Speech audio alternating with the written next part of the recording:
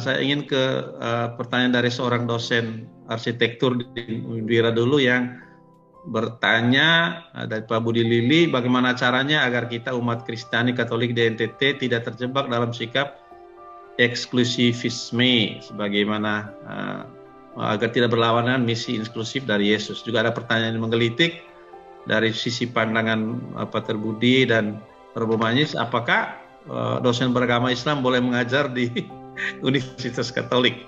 Ini bukan hanya di Unwira, tapi dimanapun di dunia ini. Bagaimana pandangan Romo dan Pater? Mungkin secara singkat. Silakan. Romo Manis dulu. Mengenai eksklusivisme, tentu saja kita tidak boleh pernah eksklusif. Di lembaga-lembaga Katolik, kita tentu menjaga agar faham kemanusiaan Katolik itu kita pertahankan. Saya berpendapat bahwa di Indonesia kita bersyukur dengan Pancasila dan mendasarkan diri pada 5 sila Pancasila. Itu suatu kepastian bahwa yang masuk dalam mental itu bisa kita terima. Tentu dosen Islam bisa mengajar. Saya dulu yang memilih untuk Islamologi di Sekolah Tinggi Filsafat Triakara saya, ya selalu dosen Islam. Yang pertama yang saya dapat waktu itu tokoh besar Nurholis Majid. Sebelum dia pergi studi ke luar negeri, dia sudah mengajar Islam di tempat saya. Jadi saya rasa kalau bisa, tentu dosen Islam juga bisa diterima. Ya, terima kasih. Romo Pater Budi, silakan. Ya, saya kira sangat penting bahwa kita sebagai orang beriman tidak selalu hidup dalam bayang-bayang ketakutan akan kelebihan orang lain. Bahwa kita takut nanti orang lain lebih baik dari kita.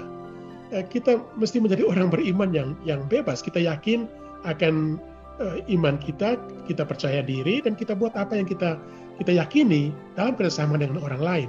Karena hidup dalam ketakutan, dibayang-bayang oleh ketakutan orang lain nanti lebih baik dari saya, orang lain akan menjadi lebih diterima dari saya, orang lain akan memiliki umat yang lebih baik dari kita, lebih banyak dari kita. Saya kira ini bukan merupakan sikap yang benar sebagai orang Kristen. Itu dikatakan dalam kasih tidak ada ketakutan, tapi seringkali kita ini menghidupi iman kita dalam ketakutan. Juga banyak keputusan pastoral itu diambil dari bayang-bayang ketakutan ini. Dan saya pikir kita hanya bisa menghidupi inklusivisme secara lebih konsisten kalau kita menghilangkan ketakutan dan percaya diri bahwa kita memiliki iman yang rasional, yang bisa kita pertanggungjawabkan, kita hidupi itu. Orang lain punya hak juga untuk mengimani apa yang dianggap sebagai benar, dan kita bisa bekerja sama. Nah, saya ingin tambah sesuatu. Saya kira yang penting yang dikatakan Pater Paul. Tahun 70-an di Universitas Indonesia, hampir sepertiga dosen adalah orang Kristiani. Sekarang tentu saja persentase jauh berkurang, karena yang betul-betul Muslim jadi santri dan sebagainya, orang intelektual itu di tahun 50-an, 60-an abad yang lalu sangat sedikit. Sekarang sudah ada banyak tokoh intelektual Indonesia yang Islam, yang kelas wahid, dan itu bagi kita menguntungkan. Karena mereka semua atau hampir semua adalah orang terbuka. Kita bisa mudah komunikasi. Ya, tentu saja orang yang nyempit hanya ke agamanya itu susah.